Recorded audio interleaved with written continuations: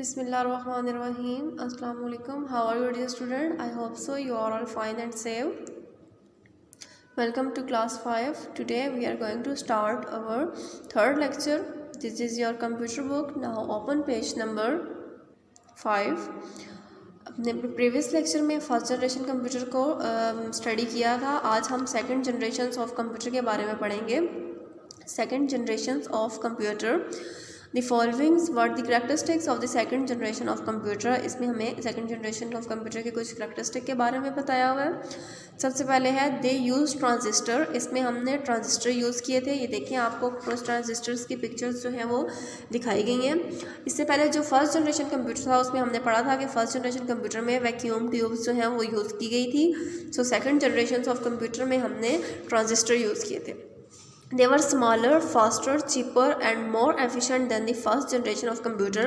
ये first generation of computer मतलब first generation computer की निस्बत ये फास्टर थे, चीपर थे, मोर रिलायबल थे और इस साइज़ में भी कम थे. मतलब as compare to first generation ये साइज़ में भी कम थे और पावर भी as compare to first generation computer कम एज्यूम करते थे और चीपर थे. और दूसरी बात ये कि ये हमारे पास साइज़ में कम स्मॉल थे.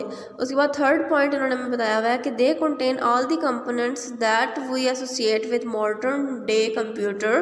Printer, storage capacity, disk storage, operator system etcetera. जो मॉडर्न कंप्यूटर्स हैं उनमें जो हम आजकल कंपोनेंट्स देख रहे हैं वो सब इसमें भी हम यूज़ करते थे, like storage capacity, hard disk, operating system या प्रिंटर एक्सेट्रा.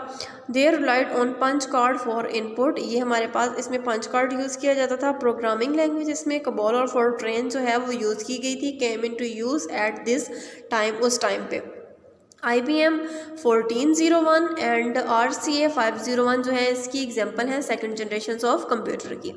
ना उसके बाद हमारे पास आ जाता है third generation of computer. Third generation computer had the following features. First है हमारे पास they use integrated circuit. IC chip या IC हम जिसे कहते हैं वो इंटीग्रेटेड सर्किट है. IC स्टैंड फॉर या IC की एब्रिविएशन हमारे पास इंटीग्रेटेड सर्किट्स है. थर्ड जनरेशन कंप्यूटर के अंदर इंटीग्रेटेड सर्किट यूज़ किए गए थे, प्रॉपरली नोन एज चिप्स, जिसे हम चिप्स भी कहते हैं. For the first time they were smaller in size as compare to second computer. और ये अब देखिए सेकेंड कंप्यूटर को हमने पढ़ा था कि ये फर्स्ट जनरेशन ऑफ कंप्यूटर के मुकाबले में साइज़ में छोटे थे.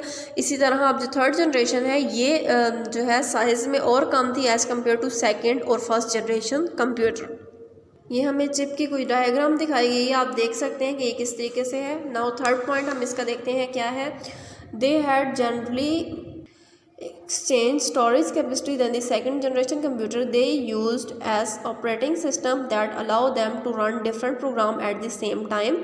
The computer used a keyboard to input data and monitor to display the output. They were much cheaper and then second generation computer. इसमें हम ये बता रहे हैं कि हम इसमें जो इनपुट देते थे वो इनपुट डिवाइस लाइक कीबोर्ड के ज़रिए ही दिए जाती थी या माउस के ज़रिए.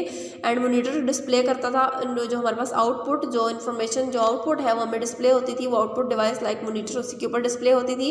ये एट अ टाइम जो है डिफरेंट प्रोग्राम को at a same time run कर लेता था और ये हमारे पास चीपर था, मोर रिलायबल था as compare to second generation computer. इसमें हमारे पास IBM 360 एंड 370 सीरीज़ जो है ये हमारे पास थर्ड जनरेशन ऑफ कंप्यूटर की एग्जांपल्स हैं. ना उसके बाद हमारे पास आ जाता है fourth generation computer. Fourth generation computer जो है वो अभी प्रेजेंट हम जो कंप्यूटर यूज़ कर रहे हैं that is also fourth generation computer. ना फोर्थ जनरेशन कंप्यूटर के अंदर हम माइक्रो प्रोसेसर यूज़ किया था. अब हम पढ़ते हैं इसमें हमें उन्होंने क्या बताया हुआ है. The fourth generation computer like the present day computer are unique in the following way. They use microprocessor, a type of very large scale integrated circuit. हमारे पास माइक्रोप्रोसेसर यूज़ किया गया था. VLSIC stand for very large scale integrated circuit which contain all the component of a CPU on a single chip. जो contain की जाती थी all CPU on a single chip से. The VLSIC मतलब very large integrated circuits perform the bulk of processing and control all the part of the system.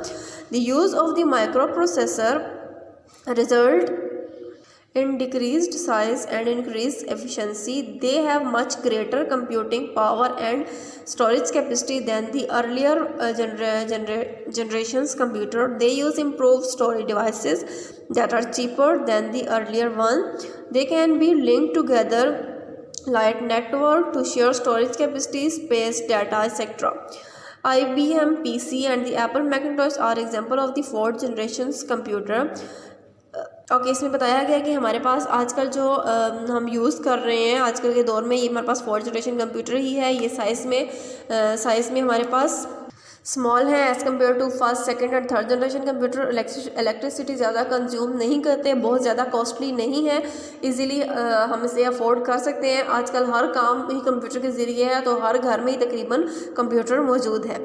तो इसकी example इन्होंने IBM PC वगैरह दी हुई हैं। स्टोरेज कैपेसिटी इसकी बहुत ज़्यादा होती है, ये हर चीज़ स्टोर कर लेता है और ये काम जो है ईजीली और जल्दी से कर लेता है। और दूसरा इन्होंने बताया हुआ कि till the fourth generation computer the major focus was and has been or reducing size and improving efficiency। इसके ऊपर काम करने में जो सबसे ज़्यादा चीज़ देखी जा रही है वो यही है कि इसका साइज़ जो है वो रिड्यूस किया जाए और एफिशिएंसी इसकी जो है वो इम्प्रूव की जाए, हाई की जाए। This resulted in smaller yet faster computer. However, the only drawback of these computer is lack of ability to think, and one is tempting to achieve that is so called fifth generation computer. Fifth generation computer के बारे में पढ़ते हैं। Fifth generation computer 1999 future. Fifth generation computer के अंदर हमने artificial intelligence का use किया है। इसे हम रीड आउट करते हैं। Fifth generation computer are referred as a super computer. Super computer has very high storage capacity, high speed and ability to carry out high operations. Okay, fifth generation computer के अंदर artificial intelligence use की जा रही है और इसकी storage capacity बहुत ज़्यादा हाई स्पीड और एबिलिटी इसकी बहुत ज़्यादा होगी। मोस्टली जो है इसकी बेस्ट एग्जांपल जो है वो हम रोबोट ले लेते हैं कि वो हमारे पास फिफ्थ जनरेशन कंप्यूटर है जिसमें artificial intelligence artificial technology use की गई है जो कि कंट्रोल कंप्यूटर से की जाएगी और वो हर काम करेगी। फिफ्थ जनरेशन से ये होगा कि इंसान जो है वो बहुत कायल हो जाएगा क्योंकि सारे काम मशीन से होना शुरू हो जाएंगे।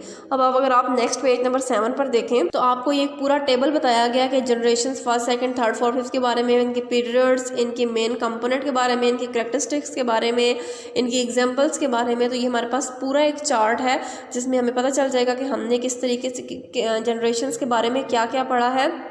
थ्रू आउट इसमें सब लिखा हुआ है। आपने अच्छे तरीके से रीडिंग करनी है। आई होप सो आपको समझ आ गया होगा।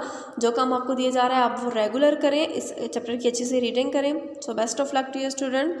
खुदा हाफिज़।